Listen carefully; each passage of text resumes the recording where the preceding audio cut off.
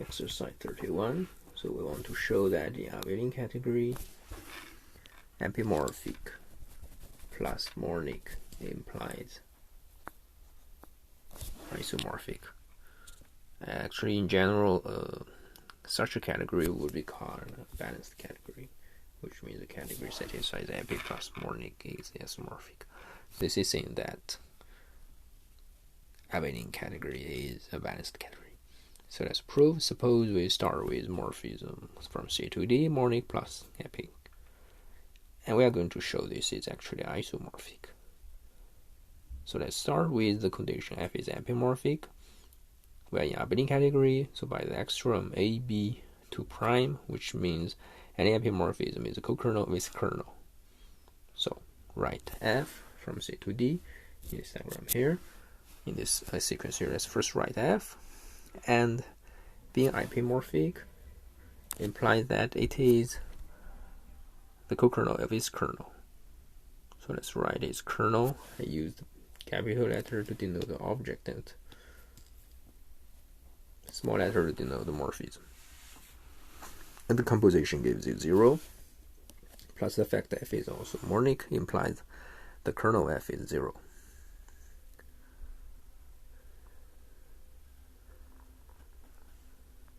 The 0 morphism, and so in particular the big, this is not so important here, but it's also mentioned. So as object, this big kernel is isomorphic to the 0 object, because if you put the 0 object here, firstly it satisfies F compose 0 is 0, secondly it satisfies the universal property, and so up to isomorphism the kernel of F as object is isomorphic to the 0 object.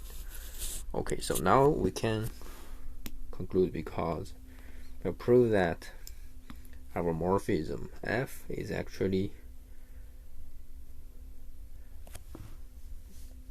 a co-kernel of the 0 map. But this is always isomorphic. The co-kernel of 0 map is always isomorphic. So let's also prove this as sub-exercise. So proof, let's start with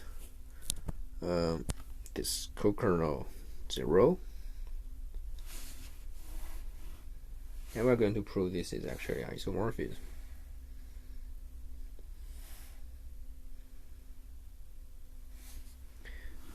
So because this is a 0 map, so a co-kernel of 0 means you could use whatever morphism you want from B to whatever object outside. Actually, the composition will always be 0.